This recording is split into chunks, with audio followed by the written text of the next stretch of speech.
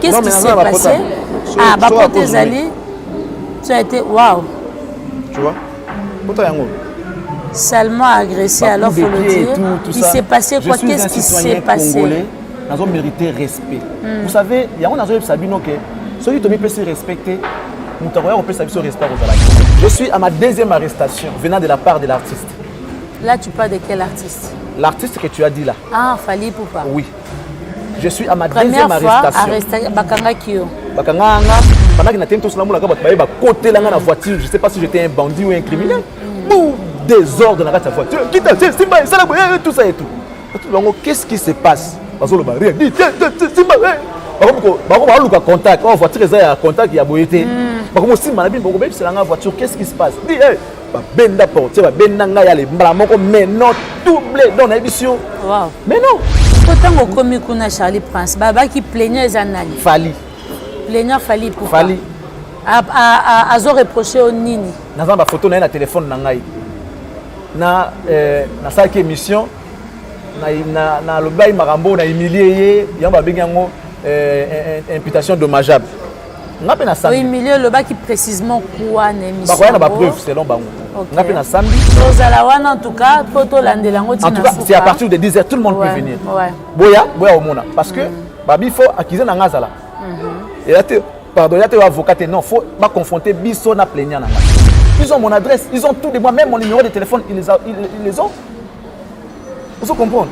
Si vous avez au composé des jeux d'alarme, tout ça et tout, pour gagner, le mieux à faire, comme ça, baba.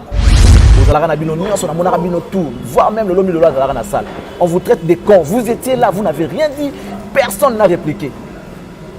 Personne n'a répliqué. Pourquoi 2.2 mesures? Kofi avait manqué de respect à Mish Mima. Tu te souviens? N'importe quoi.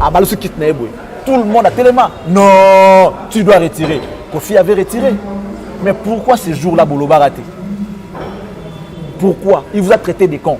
Boloba raté pourquoi? Une histoire qui est déformée. Qu'un artiste avait reçu un disque d'or alors qu'il y a un moté. Que non, c'est faux. Pour informer. Parce que notre rôle, c'est aussi d'informer. Informer, former. Jadis, on faisait des émissions avec Fally. On se fait l'émission, là? Ben oui, plus d'une fois. Oh. Na Fally Ipupa? Ben oui. Oh. Oh. Sur le cancer, non. Tant que je peux battre le bamarqué, Fally aboyer aussi l'émission, là, il y a un comment au chrétien na TV. Plus d'une fois. Plus d'une fois. Émission sur le salon, on a rep naï. Comment au classé, comment journaliste et affaires rigola, comment tu peux expliquer ça? Ce n'est pas contre la déontologie. Non. Je n'ai qu'une idée. Bon, d'accord, c'est ça bon. Il y a contre la déontologie. Oui, Trésor. Boni. Ouais, ça va. Bisous à toi, Nzala. Toi, un bloc au non, Trésor, ne te jouez pas avec moi. Bon, ça va n'en te communine. Hein? Aziz a eu benanga oh yaya le rawolé zate. Carmia benanga kuna yaya to l'ambité. Au juste, j'ai envoyé moi on a tindi 300 € pour ma provision. Mais vous avez sanga lelo. Lelo car on a débia moi bolo rawolé zate donc provision to ba maman tienne provision nanda coûté.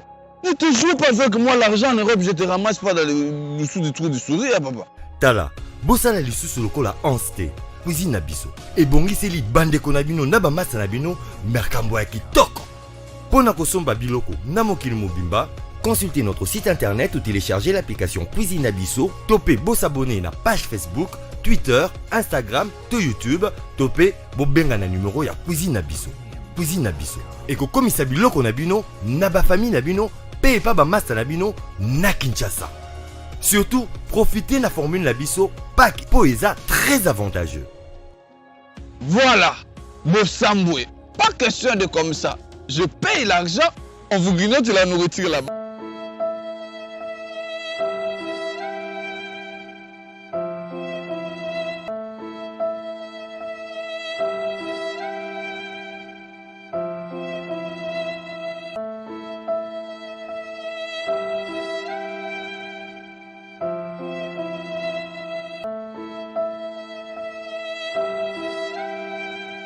Bonjour à tous, j'espère que vous allez bien chez vous. Bienvenue dans cette émission Rien que la vérité, votre émission préférée parce que cette émission de la vérité. Awa, le côté raté, demi-mesure et raté. Nous faisons un effort à ce que éviter Nabiso, Biso vérité.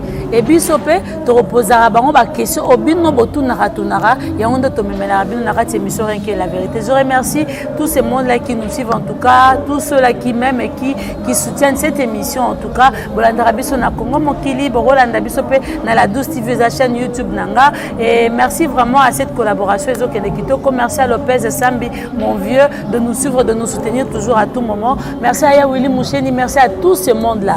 En tout cas, sans exception, Pat l'international, merci à toi d'être toujours là à côté de nous. Merci à celui qui est derrière la caméra, IMAC, en tout cas qui fait le travail. Et puis à toi, Sims, pour le montage final.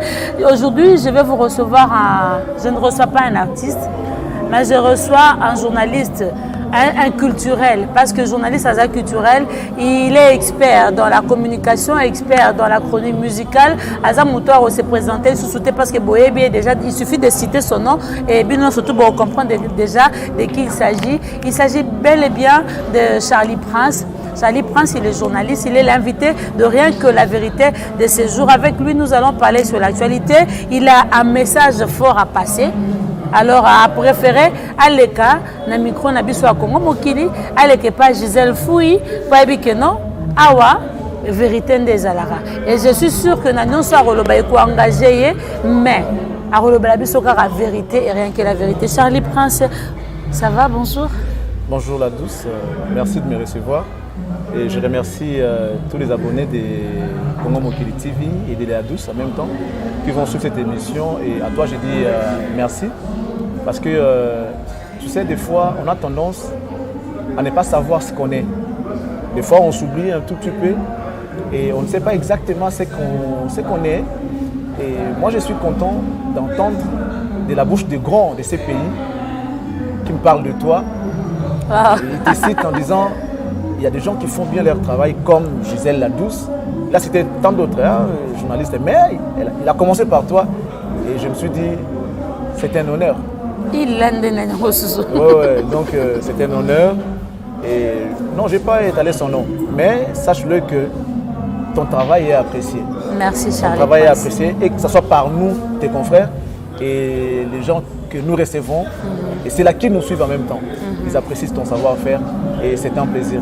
C'est un plaisir. Merci beaucoup. Si ça vient de toi, je suis honoré, Charlie Prince. Il faut retenir que Charlie Prince est à Bateau Malin, la bande TV.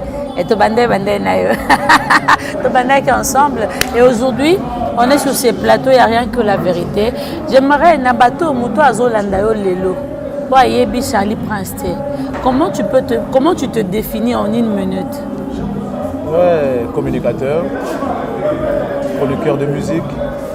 Bref, je suis journaliste. Charlie Prince, comme le dit mon prénom. J'ai un prénom composé parce que les gens ont tendance peut-être à dire sobriquet, tout ça. Non, c'est mon prénom. Charlie Prince, comme Jean-Pierre, comme Jean-Marie, comme Jean-Oscar. C'est un prénom composé, comme les miens. Et voilà, donc une brève présentation. Je suis journaliste. J'ai commencé comme tout autre. Quand aujourd'hui nous sommes là où on est. Si les gens apprécient ce qu'on fait et s'ils disent que des fois on fait bien notre travail, ça ne peut que nous réjouir. Donc Charlie Prince est là, Naza ou Naza, mais ce qu'ils peuvent retenir de moi, je suis journaliste et chroniqueur de musique. Charlie Prince marié, père de oui, famille. Marié, père de famille. Ah, très bien. Ouais. Et en ce moment, tu évolues dans quelle chaîne exactement? Je suis à la 10e rue. 10e rue. Oui, au pouvoir. Comment Télé 50. Et pour la PPRD. Ah, bien au 10e rue de ce chaîne, il y a Fachi Béton. Fachi Béton. Fachi Béton. Mais il faut aussi saluer à travers cette émission l'homme qui a dit non, l'homme qui a résisté à la tentation et à la corruption, le jeune qui représente valablement les jeunes, qui soutient les jeunes. Lui, c'est Jean-Marc Kaboul, le président AI de l'UDPS, le premier vice-président de l'Assemblée nationale. D'accord. Ouais. Et sur YouTube, tu as aussi une chaîne, non? Cactus Télévision. Cactus la Télévision. Télé de l'excellence. Ah ouais. Oh, ouais, c'est vrai. Le nom de l'excellence, tu l'aimes. C'est depuis longtemps. Depuis longtemps. Bonne excellence. Excellence dans l'émission, excellence dans Roulata. Et excellence aussi en tant qu'ami, frère. Parce que tu as toujours été là auprès de ceux qui ont besoin de ton soutien. Nabato Baza fait un problème. Je le dis pas par. Pour te faire plaisir, non pas par courtoisie, mais c'est vraiment avec mon cœur que je le dis. Merci. Charlie Prince a toujours été là avec nous. Venant de toi, merci. Ouais. Et aujourd'hui, Charlie Prince, partout dans le monde. Charlie Prince, vous êtes journaliste confirmé. Donc parmi la crème, il y a des journalistes, vous êtes vraiment la Katiwana. Tu fais ton travail, les gens te voient, les gens te critiquent, les gens te donnent des suggestions, d'autres aussi t'adorent. Mais tout ça attira plus identité, plus genre trop sapeur, trop ceci. À un moment, tout le monde a reconnu pour Yemba. Si vous avez na Charlie Prince, vous avez un abisso, vous avez plus na musique comme Lingaba, musicien, Charlie Prince, c'est un sapeur, et tout ça, c'est vrai que ça se concorde na musala otozo sala, mais na bayo otozo sala, o bazota la biso, o koyebisa bango nini, na makambo no sotonga na tanga. Tout ça c'est moi, tout ça comme tout ça, tu viens de dire c'est moi, c'est ce qui fait Charlie Prince, et c'est ce qui fait ma force. Vous savez, des fois, au temps où tu peux te balai. Je suis parmi les buteurs, il y a presse. Il faut le dire. Ouais, je suis parmi les meilleurs joueurs, il y a presse. C'est-à-dire que moi, j'aime me faire plaisir. On ne peut pas la vivre deux fois. On ne vit qu'une seule fois. Surtout quand c'est fini. Donc, on a eu histoire à Mokile au Bossana. C'est là peut-être l'eau, la soki est existante. Pour ne pas dire que donc, soki est zalaka, tout est là à l'eau là. Mais bon, pendant qu'on est en vie, on doit se faire plaisir. Jugement est allé. Donc, on doit profiter de ce qu'on est en train de vivre. Parlons de toi, Charlie Prince. Dans la presse, on peut dire que tu as combien d'années déjà dans la deuxième décennie, depuis 2004, 18e année. Waouh, 18e année. Aux Anakatia chronique musicale. Ouais, j'ai commencé depuis 2004. Et pendant tout ce temps-là, au garda la relation, il y a bien un artiste ébélé, un artiste qui nous colle que aliboso yambara na émission na Just Diena. Wow, Just Diena. Wana za la culture. Tout flamme na culture. OK. Ah mon kilango liboma le monde fou. Ba période dans ce bana ba succès. À ça lui confiance. En fait, je vais rappeler. Quand on a dit TV na radio na global. Babi mais c'est John on le va bien, AP bien, il est bon pour la télé. Ben comme manga sur la TV. Ils m'ont imposé philosophie moi ezalaki kuna. Il y a une émission au Bengal le Zamba Zamba. Ça a commencé à global. Grand cas pays vie. J'ai trouvé King Munga. Ouais, King Munga. Le grand frère à Marius, ouais. Qui faisait Grand cas Maison Mère. Grand de Kinshasa. Ah ouais? Maison Mère. Une émission consacrée à un seul groupe. Il y avait une amie comme ça, je ne la vois plus, Rosette, qui faisait Grand cas BCBG. Alors quand moi je suis arrivé, il fallait maintenant regarder l'orchestre Milène Oyo, parce qu'il y a une émission en acte. Idéologie Zaki déjà, mais bah, ça là on va quitter. Alors quand essaye de voir entre Kofi, Wazé quoi, Viva. Au point l'eau moko au sala, au point orchestre moko qui consacré bango Grand cas moko. Nathalie départ nanganda muna Kofi ninga za kana ba journaliste moi boye bonabi ah na okokaete na début nanga boye. Et pourtant je l'aimais bien. Je voulais bien être à côté de Kofi mais nazali siko ko banga que non ah Kofi ni na muna kaye. Tempérament nena ça munene trop et puis na muna nda pourtant ba pone mu kendi na bandani tout ça ah ngai na début na okokaete. Je regardais bien Wazé quoi, ça a succès mais ça fait na bien dans la musique le ba Kofi. Ce qui n'a abordé pour na likambo ya boya, ça besoin ba tout monde dire ça les a direct. Quoi aborder Wazé quoi bien mais c'est une bonne idée, na c'est plein na makasi. Bon, hein, ils allaient rendre ni ba expliquer bon. Sola na chef, ou ba non na chef après nga na otana ngeli kana après nga mona oya tout ça na émission. C'est comme ça la manière ça au grand cas pays vie. OK. Première émission nanga je l'ai fait avec Just Diena. Alors ils ont ça la manière une époque où on a quand à plateau. Tu te souviens qu'à l'époque on n'avait pas de tricaster, on n'avait pas de design dans la ngole lelo. Ils allaient faire ba fiche quoi ba nasima Congo boy après tout ça. Moi j'ai trouvé ça un peu ouais, genre moi genre on a mis ça dans moi ça bien là tout ça. Comme il n'y a pas assez de moyens de plateau, on peut plateau riche, on passe plateau garnité. Je préfère faire dehors. J'ai demandé à mon réalisateur, pourquoi tout ça là on dehors? Ou non, il doit juste pas faire un plateau dans habité. Tout mes calibanda, non la moitié c'est épaisse. Au boulot ça là on est n'importe quoi. Tout vers l'invité. À l'époque, Jos habitait Salongo. Salongo Nord, Salongo Sud, Nord. Il habitait Salongo Nord. Nabi bon, tout vers l'invité. Tu as un taxi bus, taxi bus, je dis bien. Tu m'as typé, abeti, masikin, tu quittes na bypass, wana. Quand tu sais que ton nom qui n'est pas juste, comme tu as dit, mangomba. Nelson a dit, ah, fous-moi la caméra. Ou non, ton comité habité, fous-moi la caméra. Ah bon, il habité, en tout cas, pardon. Et là, moi, il y a un fous-moi la caméra. Je vais annoncer l'émission ici. Oh, Charlie, tu as quitté dans la colosiko. Ah oui, bon, si tu veux prendre le risque, ah, si tu vas boire l'émission, il y a un problème, on a dit d'accord, il n'y a pas de problème, je prends le risque. Mesdames et messieurs, bonjour, nous sommes l'équipe de Grand KPIV, nous sommes dans la commune de Lemba, précisément dans le quartier Salongo, où nous sommes venus chercher un artiste musicien qui habite ici, il s'appelle Jos Diena, chef d'orchestre du culturel PIV, mais on ne sait pas exactement là où il habite. Pouvez-vous nous aider à chercher ensemble? Okay. On cherche ensemble avec vous. Ouais. On y va.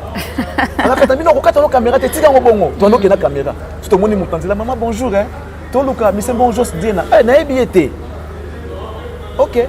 Tu continues. Papa, tu as dit, caméra. Tu dois continuer. Tu as dit, tu tournes, tu as dit, tu dois continuer. Tu as dit, tu as dit, tu as dit, tu as dit, tu as dit, tu as dit, tu as dit, tu as dit, du genre une télé-réalité. Ouais. Imagine-toi à cette époque. Ok, papa, mais c'est mon petit ferré par exemple. Au bandit bon anzela, au tout le monde n'a pas ferré, on a dit qu'il a ferré. Essaye de voir ce que ça va faire. Beaucoup comment on a fait. Comment ça l'émission qui diminue na bongo. Or ils ont diminué. C'est normal dans la vie. C'est la réalité en fait. C'est normal parce que tout le monde ne peut pas te connaître. C'est ça. C'est normal. Nous on a fait ça. On a pris les risques. Tu vois, tu as OCP la tête, mais tu as sali et moussala. Tu ne pas Charlie, une autre réalité.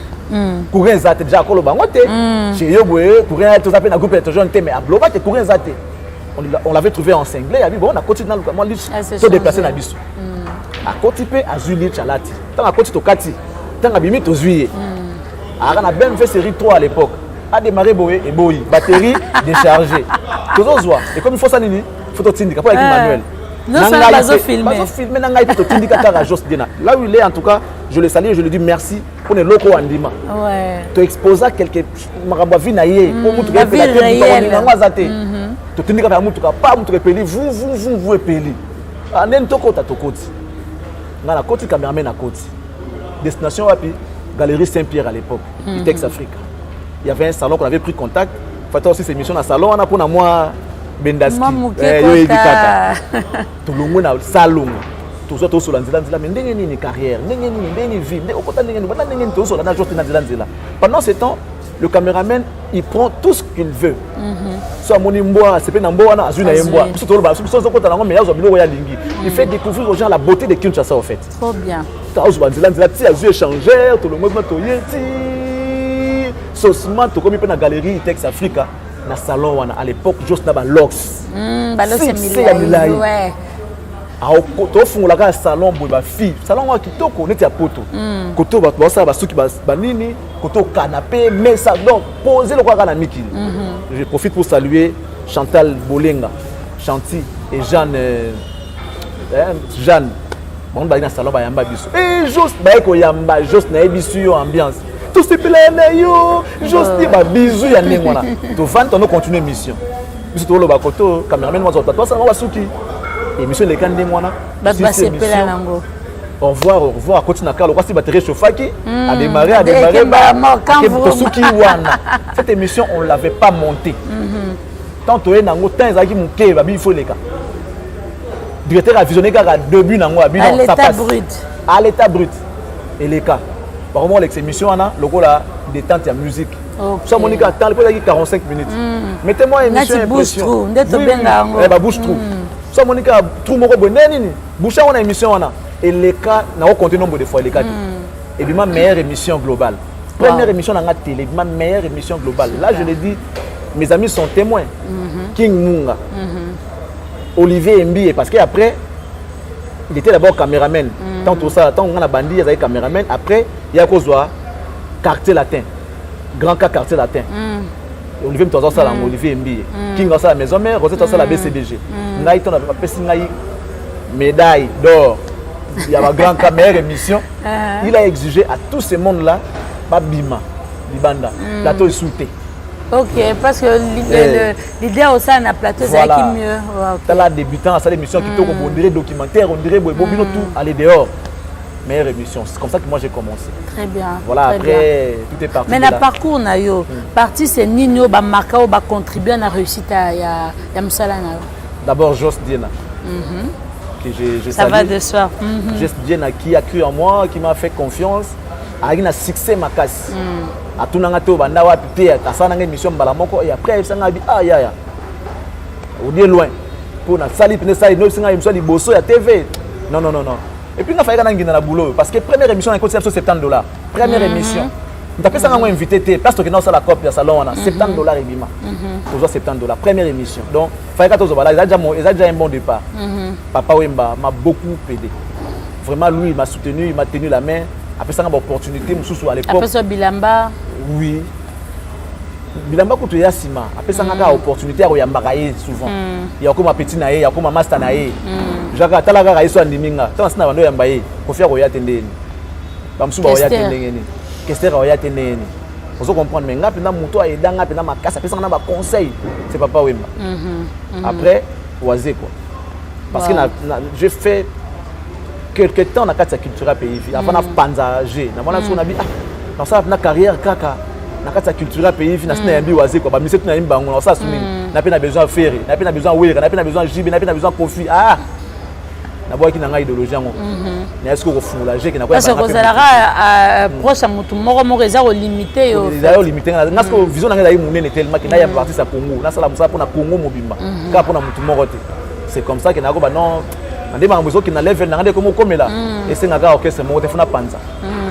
mais ta relation avec les autres amis de la presse, tout le monde a chali pense na bata presse aux ensemble na bango, aux la sélection à Batou. Il y a eu quoi au fait?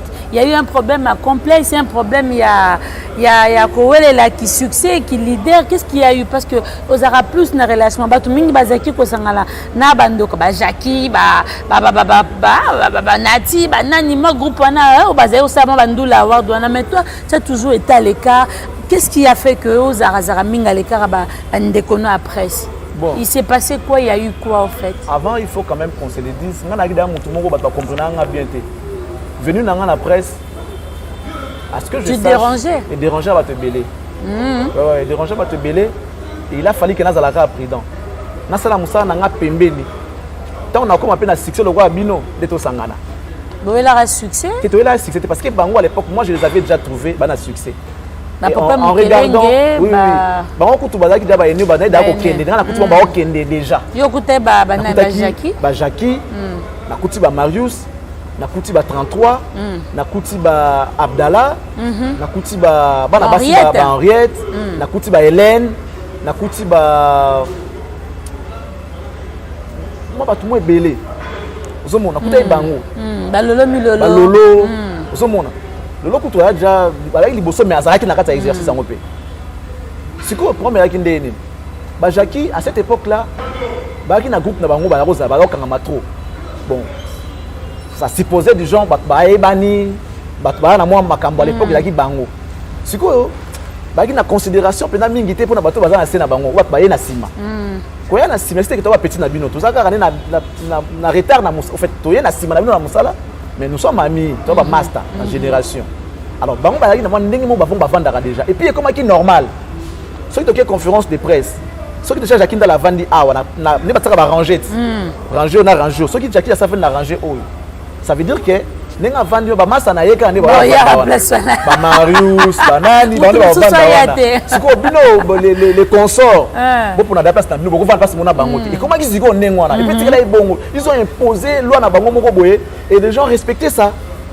C'est-à-dire l'homme va imposer on va le bino lo wote mais bino banga bango donc complètement ils makasi. Il a fallu que ngana ko briser mythe wana na o casser mythe wana. Ah bon? Ben oui, ngata on a monsieur na bango ba vandi ngapi na vandi. Hôtel bon Libaya. Libaya te menga na vandi. Juste côté ça que l'on va prendre les autres les mines s'assoient là-bas. Non, comme Baba Nani, Alvin Johnson, que les nuls s'assoient là-bas. Non. Les nuls. Vous comprenez? Non. On a vendu au thème Sangate. Pas parce qu'il y a des filles, mais il y a des personnes qui vendent. Il a fallu que tout s'affronter dans Moussala.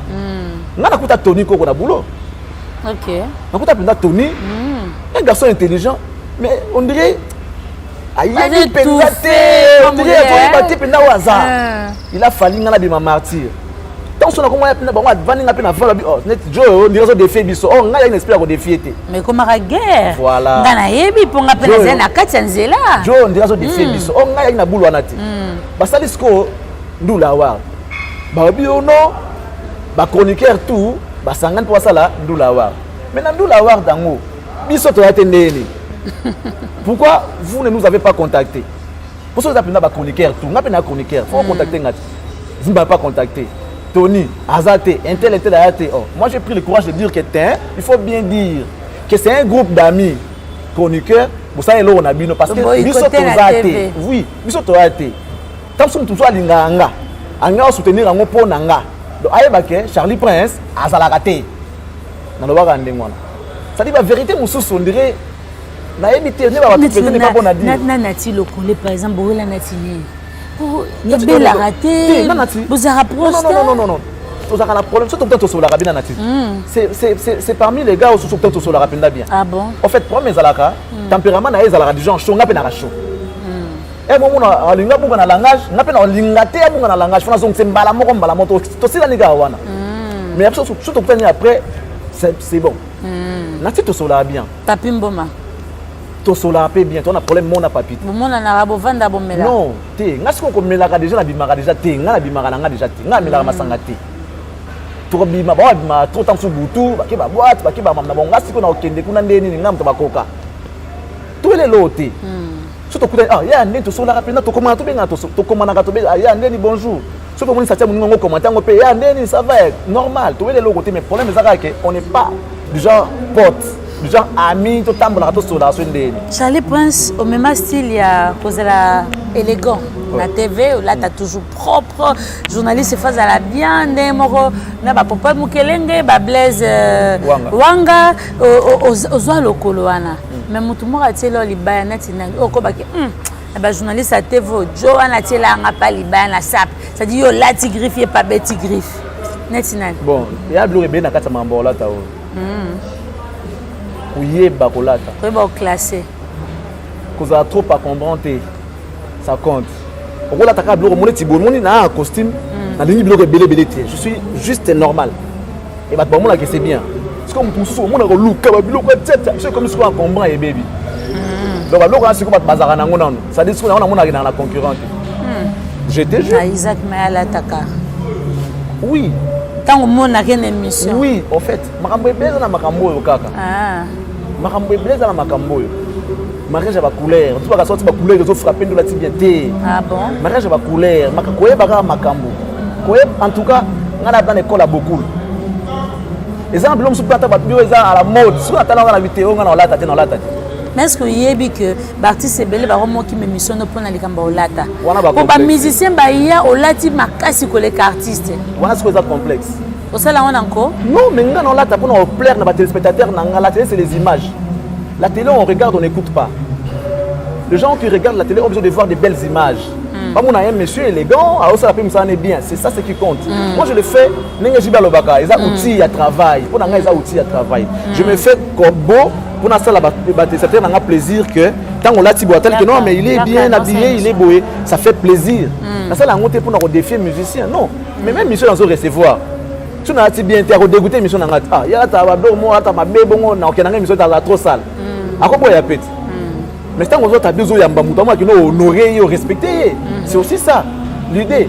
Tant qu'on a besoin de héritier, on l'a dit bien. Et vous avez plaisir. Et le problème de la fête, c'est qu'à minimiser la fête. On a son ami qui est un musicien. On l'a bien. Pour la peine, on a une émission. On a un complexe. On a un héritier, on a un fer, on a un Poutine, c'est le scram. Kofi le midi, on a envié. Envié, Kofi, fer, héritier, c'est le scram. Et c'est moi zalaga pour complimenter Moutou pour la kisake aux grand à esprit.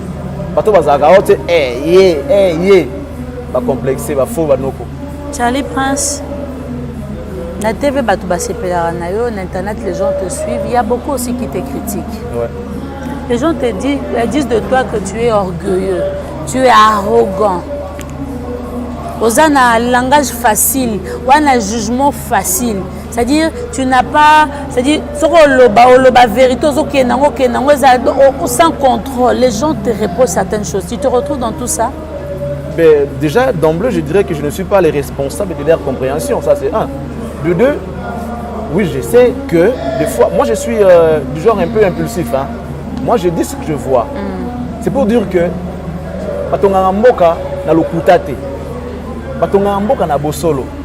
Dima vérité, même sur lamba que maquillage, lokuta ils ont maquillé yo pour boma olobi. Vérité est tachée lamba au sukulango et que bonga mais au moins yebi que vérité mo bezala kiawa peut permettre yo bongisa lobi. Les gens qui nous disent des fois des choses en face. Nga c'est pena bato ba yaka ba so ah ça la émission bien mais batonga na oka mingi bango bato me wana parce que mende ça que mutakola. Wa danger wa danger ko boma yo. Tant on va dire qu'il y a danger, c'est que vous avez une forme sur ça.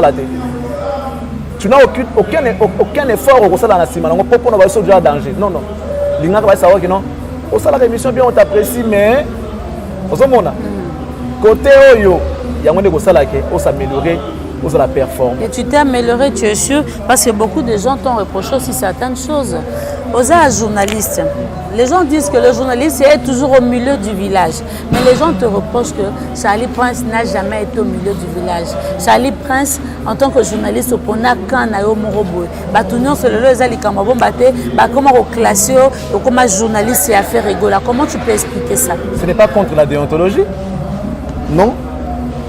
Je n'ai qu'une idée wana. Nalobi bon d'accord, c'est ça bon. Il y a contre la déontologie. Si je suis à côté des frères, qu'est-ce que je fais? Dis-nous. Non, mais mon travail, je l'ai fait à ses côtés. Je fais quoi? Je fais la promotion de son art. Je suis en train de propulser l'artiste qui est congolais. Il fait partie de la crème des musiciens congolais. Ceux qui n'ont pas propulsé Ferré. N'a pas mis à Ferré pour nous pousser avec les Libosso. Ma béza. N'a qu'est-ce que Ferré que Ferré bon de nos musiciens. Ferré il y a musicien on a non non on a côté n'a pas passer maboko na ngaya sala babinga ngoni ni force to de force. Ouais, mais fort. Moi ça me sonne bien. Dans un quatre cercle bateau ko fait le mandal ba ki ba journaliste moko ba bazara ba journaliste ya ba tutel ba travers après na ba rotopé na kata. Nous regardons à la télé lorsqu'on voit nos amis journalistes les chroniqueurs politiques et tout qui prennent parti. Oh aye ya PPRD oh aza mutu ya boye oh aza mutu union sacrée oh aza mutu ya nini ya benga ngoni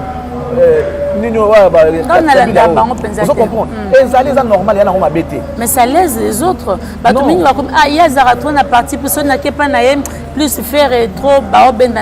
les journalistes sportifs,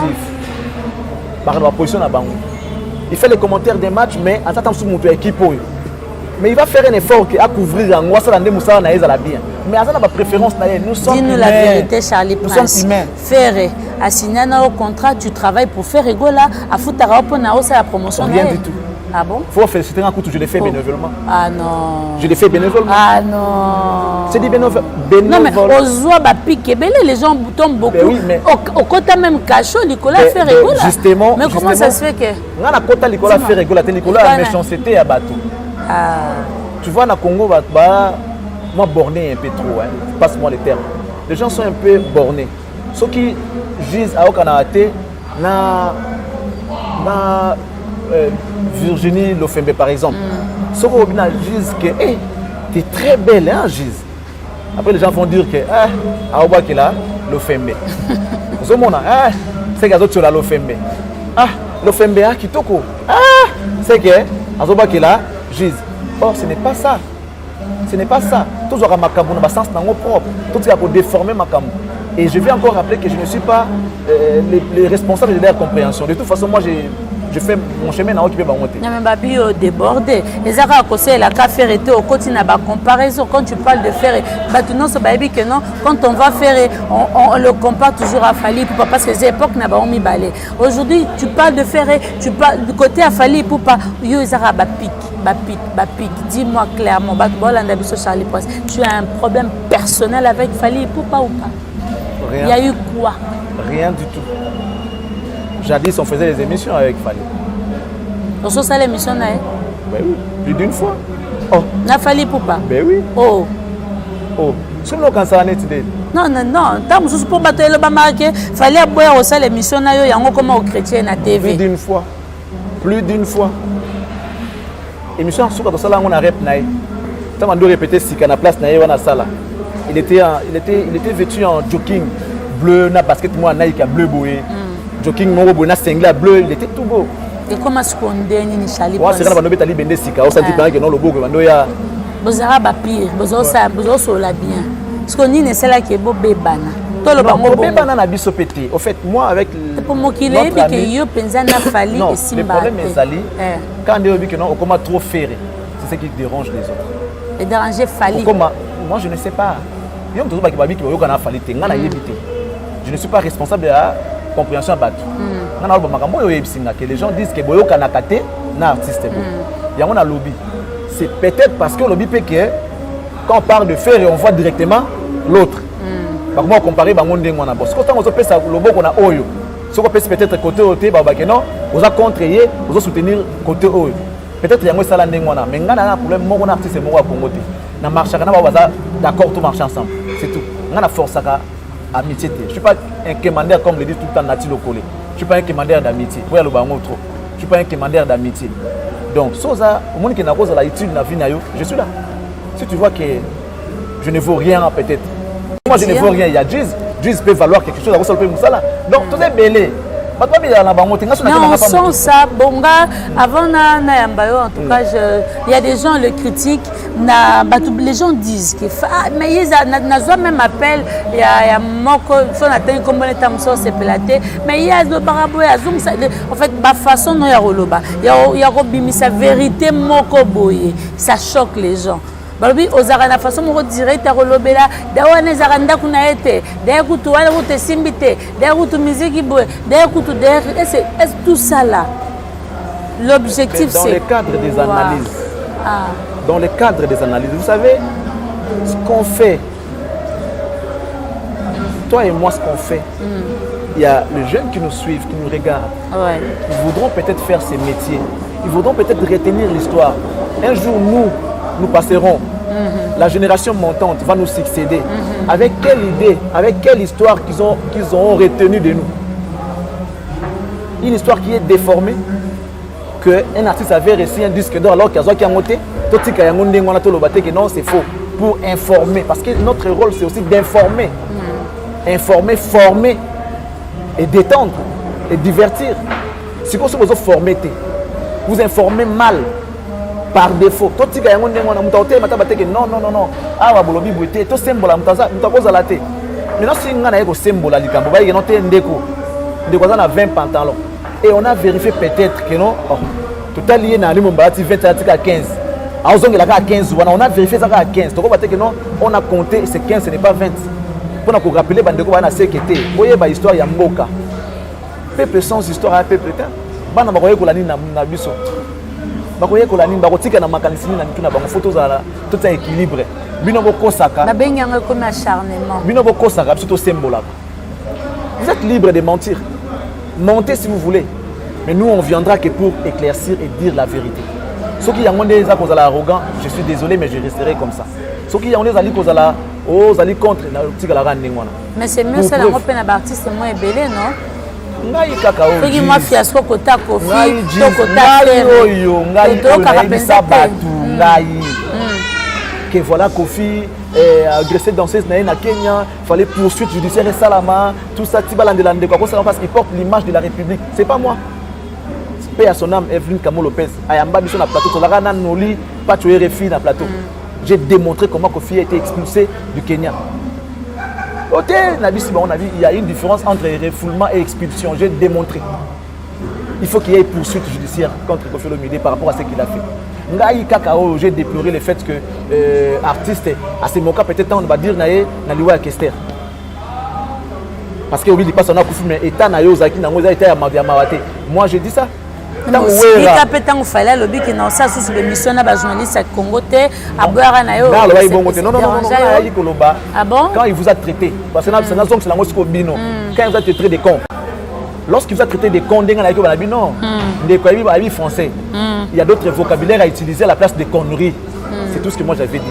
Le gars Bino Bolobagate, jour en pour une conférence dans la salle. Bino Bolobagate, il y avait tous les grands on a monaré dans la conférence, sauf Charlie Prince. Organiser un wabenganga était pour un moindre, Nandimananga. Vous allez à Bino, nous sommes à Bino tout, voire même le lomi de la salle. On vous traite des cons. Vous étiez là, vous n'avez rien dit, personne n'a répliqué.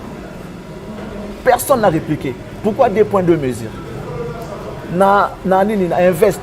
Kofi a Kotana Balikundi protège. Bon, tellement vous voyez que non, ceux qui ont la conférence de presse, vous voyez, la conférence de presse, il y a Borézanga comme ceux qui force des frappes, l'homme à Bongo.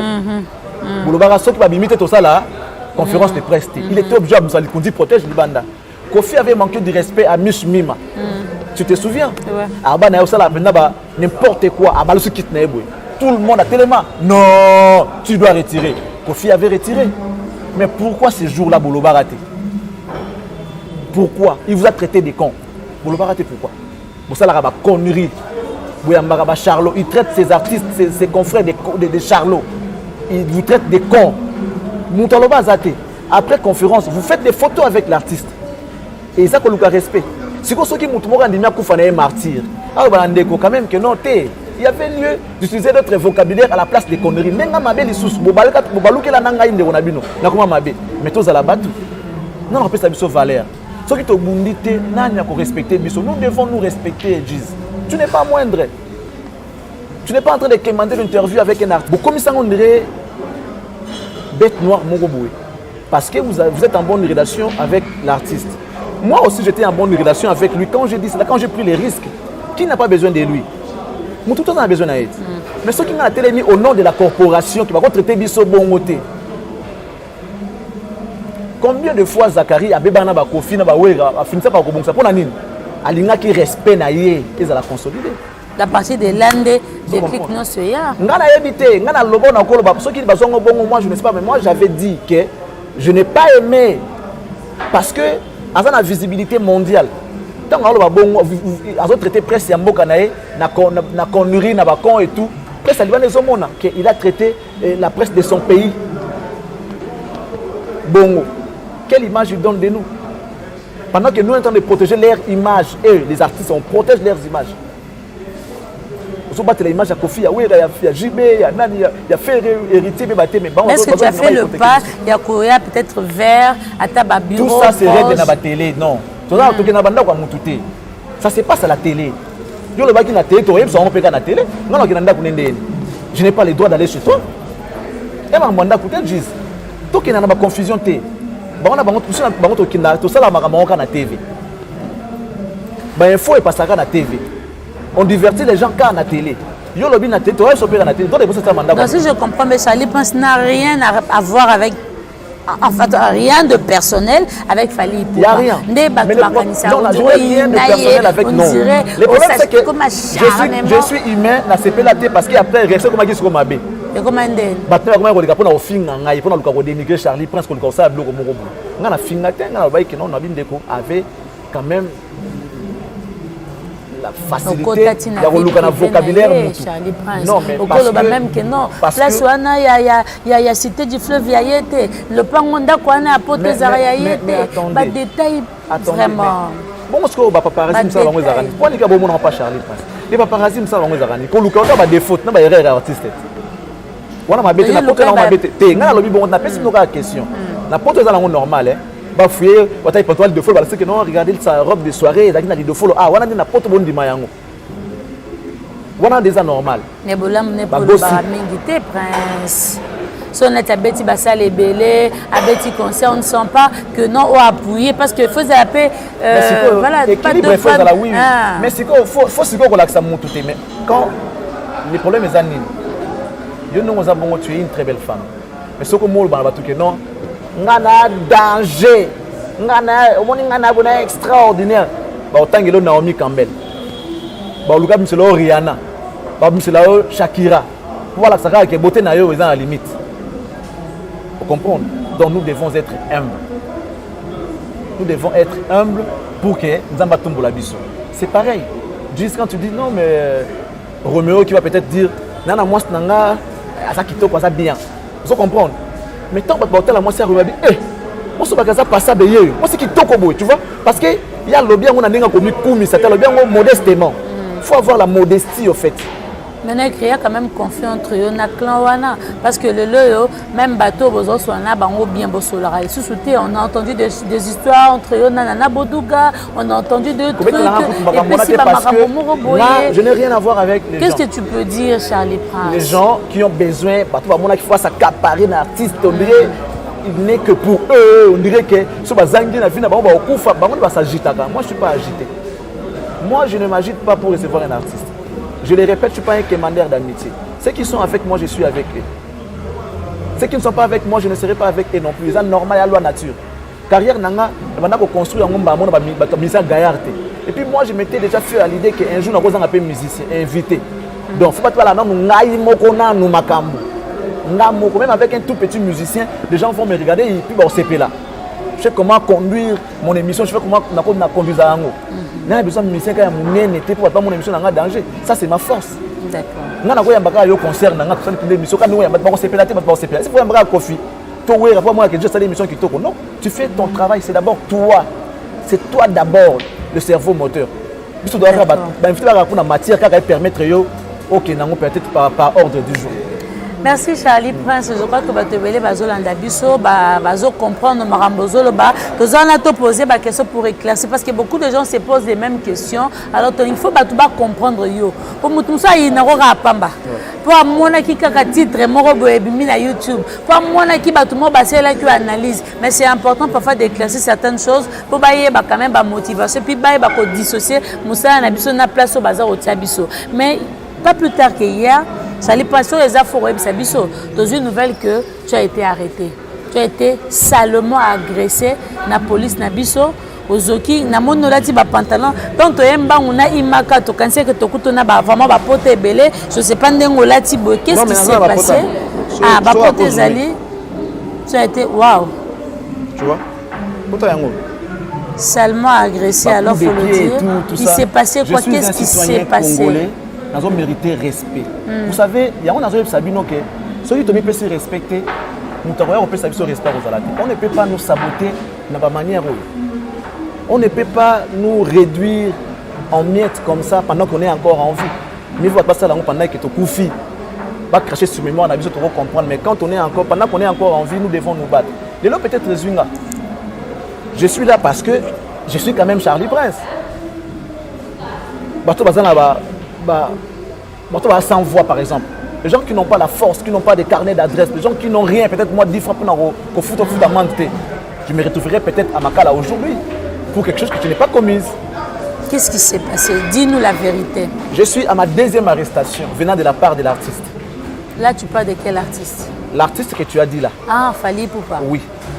Je suis à ma deuxième arrestation. Arrestation. Bakanga Kyo. Bakanga. Mais les combles, ils ont je me réadresser ces messages à nos autorités. Toujours le état des droits. Alors moi, je suis en train de me poser des questions. État des droits, ils ont des slogans, tous les alliés pratiques au Mukondambo Kalinga tient en place pour n'apparaître juste à Congo et Tamboula Nenge Longo Bani. Ça va quand l'État tient pour les états des droits. Oh non, détournement des deniers publics, on est état de droit, non. Protection à les citoyens congolais, ça aussi, ça fait partie de l'état des droits. Quelqu'un qui va porter plainte contre Moutou. Même si ton avocat écrit, a formulé plainte à qui a déposé, mais toi, les concernés doivent aller pour confirmer sa plainte. Mon ayo, mon plainte en physique, pour confirmer plainte nayo. Ça c'est un. Deux, laisser l'État faire son travail. La justice est pour tout le monde. Nous avons un droit à la protection avant condamnation n'angaï. Peu importe les va fonder l'ingay.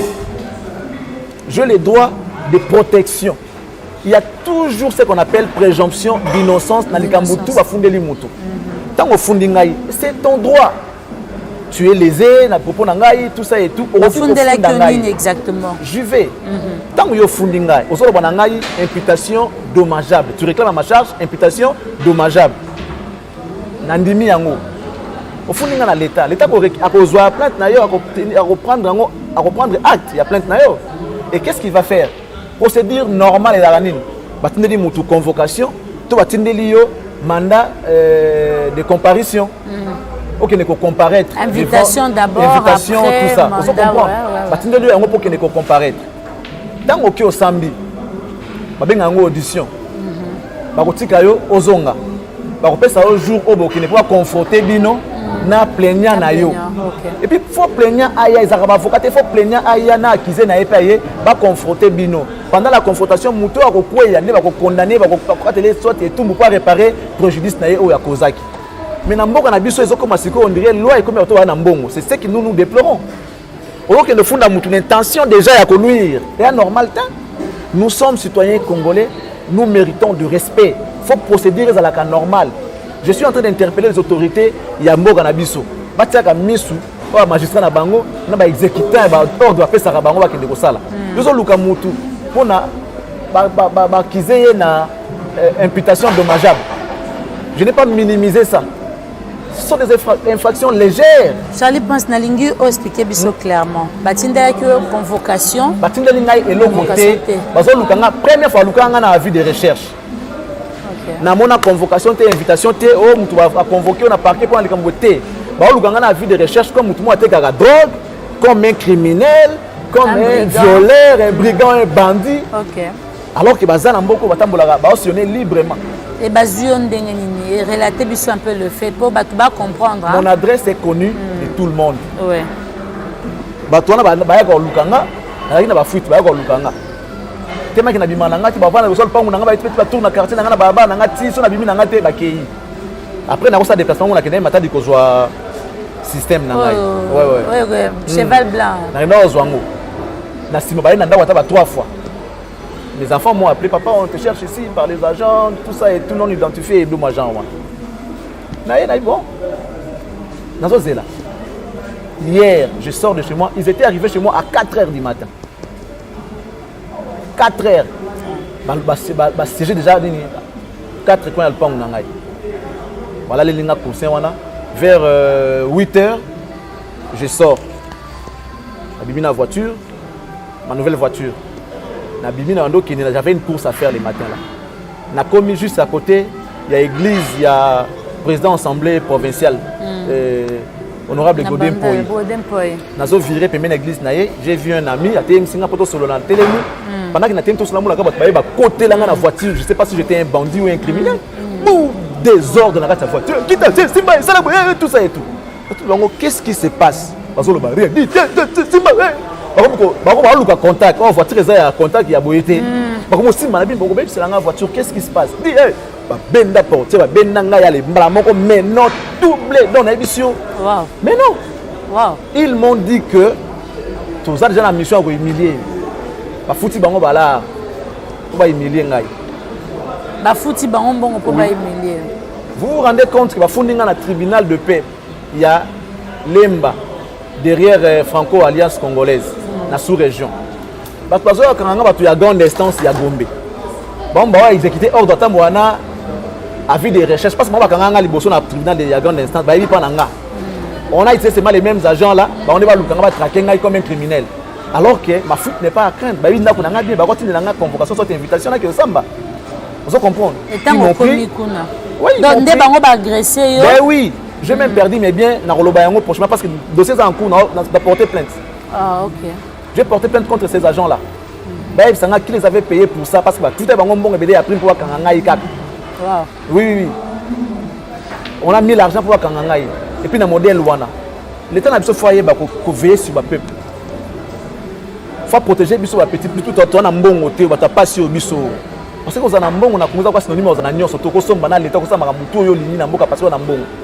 Au moins et l'autre habite va sommes barater la dignité. Nos magistrats, vous prêtez serment avant de faire ce travail. Vous prêtez serment. Vous devez être derrière vos serments là. Même Nzamba au Sepanabino. Parce qu'il s'agit ici de la dignité. Lorsque vous faites ça, est-ce que vous êtes sûr vraiment que vous avez la dignité dans nos aïkins? Le chef vous a fait confiance à Tebino parce qu'il sait que vous êtes compétent. Mais vous qui êtes bien. Vous ne pouvez pas biaiser la procédure pour la Moutomora Yaki, une influence, mais non. Il faut faire la part des choses. Nous ne sommes pas dans un pays où il y a la justice, il y a 2 mesures. Que les autres méritent la clémence et les autres châtiments. Non. C'est que tant que commis qu'on a Charlie Prince, Baba qui plaignait les années. Fali. Plaignant Fali pourquoi? Fali. azo reproché au nini naza ba photo na téléphone na ngai na salaki émission na lobai marambo na humilié yamba bengi yango imputation dommageable ngape na samedi oui humilié le bas qui précisément quoi na émission ba na ba preuve selon bango ngape na samedi bango basamba ki déjà salaki déclaration na bango déjà ngape ba auditionner ngai isili l'état monique na samedi ils m'ont relâché bazong selio ba biloko na yo biloko na ngai ekomaki na tribunal te suka pa batu oyo bakangaki na nzela parce que ils m'ont fait descendre de ma voiture bazui voiture na ngai bango wada kumba yango et j'ai perdu mes biens voiture na ngai na na carte na biloko na ngai na voiture na kwa ndako na biloko na ngai éparpillé voir même mes téléphones c'est pas que mes téléphones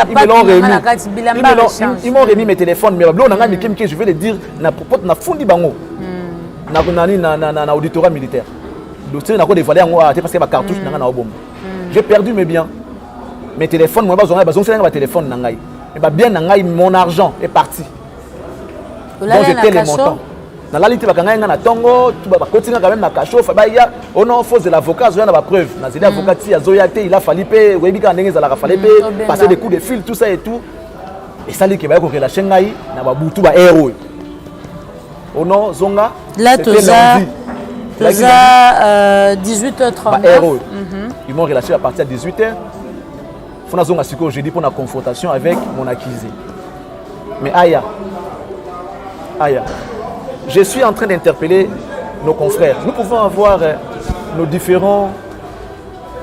prises de parti tout ça et tout namtana baramunaye ça problème té mais toko il n'a raté bisopo ou soutenir un tel non toko il n'a raté nous pouvons rester unis en étant dans Makamounaï. Mais tu te reconnais dans l'accusation Anna Charlie Prince, tu te reconnais que tu as dit quelque chose de lésé quand Anna Moussou a fallu par exemple. Ce qui est dans la vérité, moi je lésé, quel est mon problème? Où est mon problème? Si je dis que tu es une femme et que tu es un homme et lésé, où est le problème? Si on a dit que tu as dit que tu as perruque, tu as sous tissage, et à ce qui n'a été, est-ce qu'il y a les sous? Il y a ceux qui ont habité, ceux qui ont été perruque. On a une infraction. C'est l'État dans le Qatar. L'État dans le Qatar. La justice na minute. Tu vas la confrontation jeudi. Confrontation jeudi. Les Alawa exactement. Le tribunal de paix où ils sont derrière Franco Alliance congolaise na sous-région. La sous-région. Mon problème est d'aller. Tous Alawa en tout cas, poto landelango. En tout cas, c'est à partir de 10h tout le monde peut venir. Boya au mona parce que babi faut accuser na ngazala. Et là pardon, il y a des avocats, non, il faut pas confronter biso na plaignant nanga. Pour les arasco au porter mon plainte, on dit pas les bakezayo. Mais naïdeni. On a qui paraît porter plainte, on dit pas les bakezayo. Mais viens. Sauf moi qu'on a droit na yo, tu es dans tes droits, on a raison, mais il faut affronter la justice, il faut affronter moutona face à face. L'idée est d'aller à honneur na Charlie Prince pour gagner quoi? Mais nga bena banga até. Nga na banga mututen, je fais mon travail.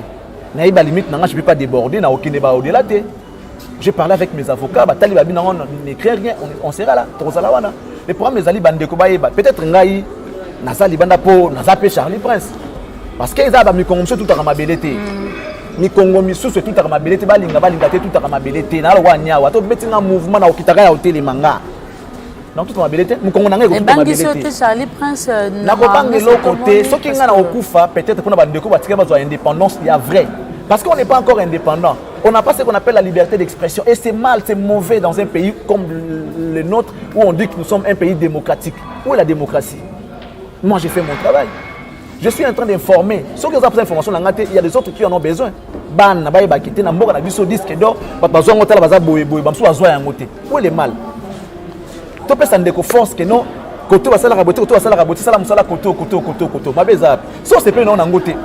droit à droit de réponse. Tant que tu peux faire une émission, ils ont droit à c'est prévu même par l'ontologie Nabiso. Tant on déforme, tant que information par méga, on déforme information, il faut avoir la yo. Non, pas éclaircir que ça qui boite, tant on peut signer la source, ça que non, moi j'ai fauché. Bien j'ai fauté quelque part. Non, bon sango. Bon, soit pour nous, c'est la justice, c'est ton droit à être ma bête. Mais dis-moi que c'est toi. Kofi avait dit ici que je salis, mon père m'a dit qu'il a gagné son procès là-bas et c'est dans les bons déjà. Au bas 8 ans, il a jeudi. Tant il va porter plainte contre Nati, bien qu'il y ait ça côté. Il faut assumer. Un homme assume que Ezanga. Vous savez que bon mani pour nuire na mutu, roya na auto nko kanga mbasa mutu, passe tout ça et tout. Non, parce que ba makala makala moko injustement. Procédure récite maman pour makala. Pour nini eza volonté à mutu moko boy. C'est leur volonté ngala ki ni makala. Je peux partir. Ceux qui sont là, bah ça va être humain comme moi. Ngana banga makala. Dès lors que je me reproche de rien, na sali mabe mon côté na zana kata musa nanga. Mais tu vois Charlie, et le Congo ezokende na ba proportion mora mabemba liboso bakangio deuxième fois bakangio tozali entre biso en fait les artistes ont besoin de nous pour la promotion na bango biso pe nous travaillons dans cette partenariat dans cette collaboration je sais pas est-ce qu'il y a pas moyen il y a ko kitisa un peu mitema kolunga ko solo lango à l'amiable tout bon ça peut tout arranger. Comment? La corporation, ce que ça fallu pour pas montaza plaignant, on peut aller vers ton solo linaye, bazobo luka peut luka terrain moko dans toi parce que je ne vois pas tout kenda plutôt tirer. Non, mais plutôt tirer on a la plutôt tirer que mutualité ça la pas oui. Peut-être que ça makasi naye que il faut diminuer France la ebo pour la sakinga na danger. Oui. Il a le droit de le faire mais la ligne d'une façon d'une manière ça dit faut au sali plainte moko benga ngo comment on a les termes m'échappe un peu. Vous comprenez, il faut ça la normale. Il faut ça la normale. Ça en bonne et due forme. Tu sais qu'est-ce qu'on est dans ça la musala naïe. C'est à l'état maintenant. Il y a routine de la moutou. Convocation, invitation, mandat de comparution et ainsi de suite. Yo ko senga te que non faut qu'on y attaque. Au te bala ranger ba notre traquer moutuna avis de recherche. Ba luka ngana avis de recherche. Est-ce que je suis un criminel? Est-ce que je suis un violeur? Est-ce que moi je suis un voleur de l'argent de l'État ou bien il y a d'accord moutou? Non. Je suis qu'un pauvre jeunesse qui fait son travail. Qu'on nous respecte. Oui, bien. Quand on voit la mabé, et à côté du monsieur, on voit quelques journalistes qui applaudissent, qui encouragent cela. Ah, mon a de mabé, mon côté. Et c'est très dangereux. Parce que yo basalinga bo sepeli. Le bien qu'on appelle yo. On a vu nos petits, nos jeunes frères ici. Je sais pas quand ils jouent mon pou. Azala makala. Parce que Azatan sous la force tout dans côté. Comme on a dit DJ Abdul Kenda na ba makambo le. Peut-être quand Abdul Koutou. Et ça y est moi différent pour il y avait l'histoire des viols bien qui innocent mais là il kamba viol na 4 bon. Moi ni viol hein ba fou moi musu bo akende nan pour viol après ba go vérifier sima. Net yangai. Tu te reproches de rien dans tout ça. Le imputation dommageable. Au but quand montant sur le contre Giz pour nuire à sa réputation par exemple. Faut dans le qu'on a vu des recherches. Non, mais tout ça sérieux. Dans un pays sérieux. Et ça la marre. Tant que on juge nous qu'on a que non, faut pas traquer, vous savez la vie des recherches. Juge n'est pas dit ma blog on a pour ridiculiser ou gommer carrière. Pour suer réputation naïe, qui a gagné mon pour une impression dommageable, bah que Lukaina a vu des recherches, pas comme Lukanga le un criminel, on dirait na bomi mutu, on dirait na violaki, on dirait parce que ah quand ils a mort d'homme na viol né ils a forcément ma Charlie Prince zalana ba apaisement na yo, je crois que bateau bazolanda biso ba comprendre. C'est quelque chose, nous on ne peut pas applaudir et le Koeza Mabé ou bientôt ça l'assemblée, on ne peut pas faire semblant. Donc tout ce que moi je me dis, que la justice soit faite, puisque le dossier est commis à niveau de la justice, aux amoutons, tu as adresse nayo, passe au Vandaka, baebi bananayo, baebi pemusala passe au Salaka. Il y a certaines choses, surtout l'État nabiso et barako protéger civil. L'État a un pour nous protéger. C'est vrai, invitation et convocation au Kangamutu, mais comme menacer, la biloko, agression, tout ça physique, qui paye maintenant? Je ne sais pas, heureusement pour toi, tu as pu porter plainte contre ces gens-là. C'est très important parce que été à Bao Moussou, c'est passé prochainement cause Wanga. Quand on a des brigand, mais manga to kende samba, c'est normal muta funda mutu. Soko c'est pelité parce que on a des qui pétant ya robenga quand même Edi Badiata Edi Badiata j'ai appris que avocat a fallu ça li plainte contre Charlie Prince Bakangié. Aux au courant Gisèle naza au courant mais ce que ça minga na yebi que fallait à loba que mututu or loba tolikamo que redéplaire en tout cas avocat ne ba s'en charger peut-être ça na kawana je ne sais pas. OK d'accord c'est pas grave au moins na luka que Charlie Prince pour to lier bateau à vérité na source et to occuper maramba ndenge elekelami. Alors je pense que tu as été lésé quelque part et fallait aussi se sont lésés mais dans tout ça c'est la justice qui va trancher parce que ndongo le bien imputation dommageable c'est-à-dire likambo yo za na liberté tu te dis oza libre ya roloba likambo ce que za ate roloba ate pour faire plaisir dire à l'autre. Donc, il peut côté nazo penser que non, tu n'as pas le droit de dire ah, il fallait plutôt ok n'étam sous. Alors que la justice n'est qu'à Tamakambana. On va se retrouver le jeudi. Le but déjà jeudi à quelle heure? À 10h. En tout cas, bisoto Rosana caméra na bisoto landelango parce que nous c'est l'impartialité. Tu dis ah rien que la vérité. Token on a sous capote on a place ni dossier aussi là parce que cause à la couteau tiré entre l'artiste et le journaliste, c'est pas beau à voir, hein, c'est pas propre, c'est pas bien. Il faut qu'il y ait vraiment ce respect. Il faut qu'il y ait moi bien. Alors Charlie Prince bisoto comme Nasuka. La télé c'est le temps. En tout cas merci Nabutu malgré tes occupations. On dit maki qu'on dit matos solana yo. Non mais c'est à moi de te remercier. Donc ngai disent nakata moi moké. Pour moi tu n'es pas seulement une consoeur. Pour moi tu es une sœur. Tu es une amie. J'ai beaucoup d'estime pour toi. Je sens la sincérité aux Aranango vis-à-vis de tes amis. Tu es honnête. Merci. Ce qui est rare chez nous. Pour moi, je sais que tu es honnête. Sincèrement. Merci. Si j'ai un problème, n'hésite pas à partager. On le voit. On sait, on connaît ces gens-là. Dans un moto, ça peut arriver qu'il y ait une faute quelque part. Quand on a un moto, on a un bête. On a vouloir moto fondinga na l'état. Mais il faut que tu moto fondinga que moto voit qu'il y a une base. Moto fondinga à limite ça n'est bien parce que après baba non que non parce que baba peut que t'occuper qu'on a la justice. Mais ils vont un bon arrangement et un mauvais arrangement qui est un bon procès baba baba bongo.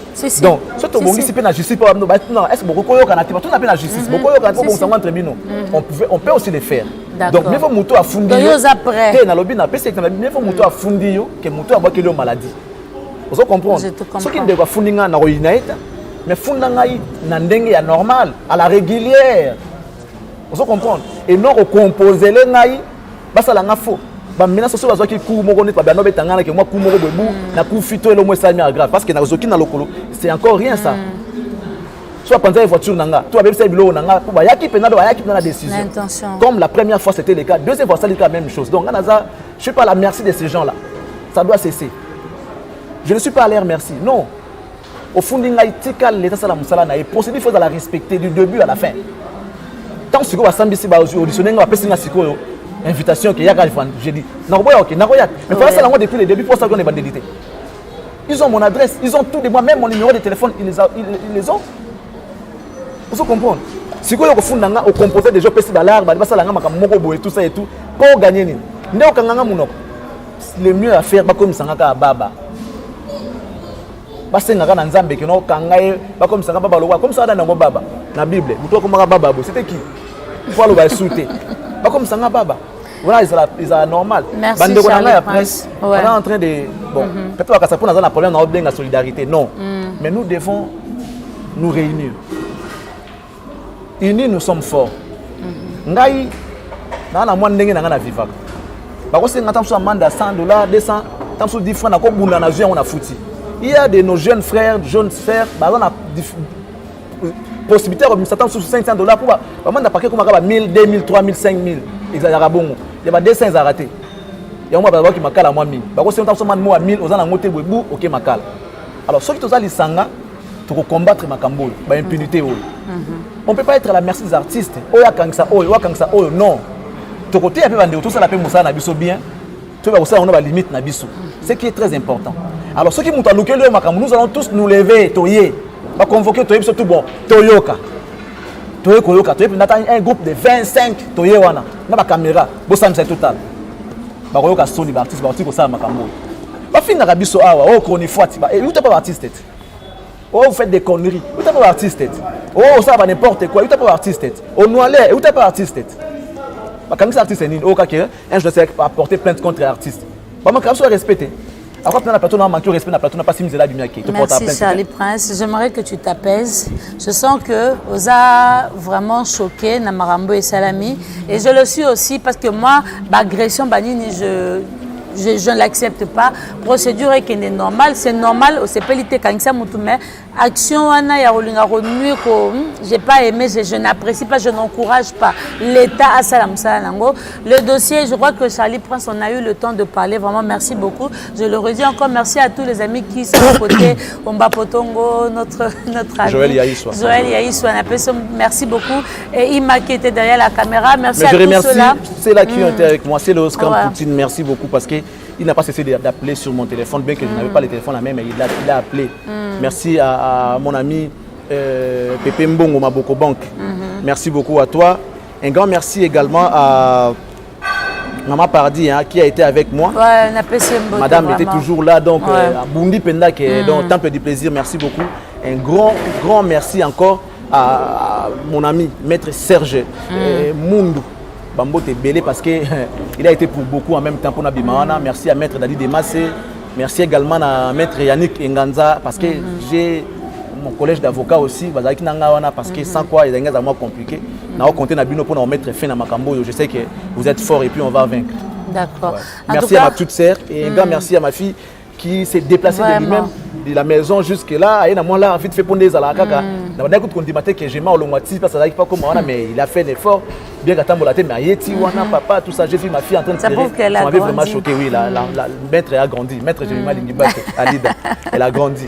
Donc merci. Nabandeko après so benga yenga. Un grand merci à Omba Potongo P. Merci na Yogis parce que Yogu Totika a ngate déjà. Donc merci Nabandeko tout.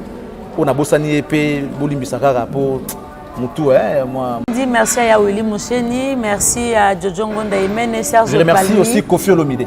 Ah, ok. Grand Mopao, merci beaucoup. Quand bien même qu'il avait des problèmes, mais il a voulu quand même savoir qu'est-ce qui se passe.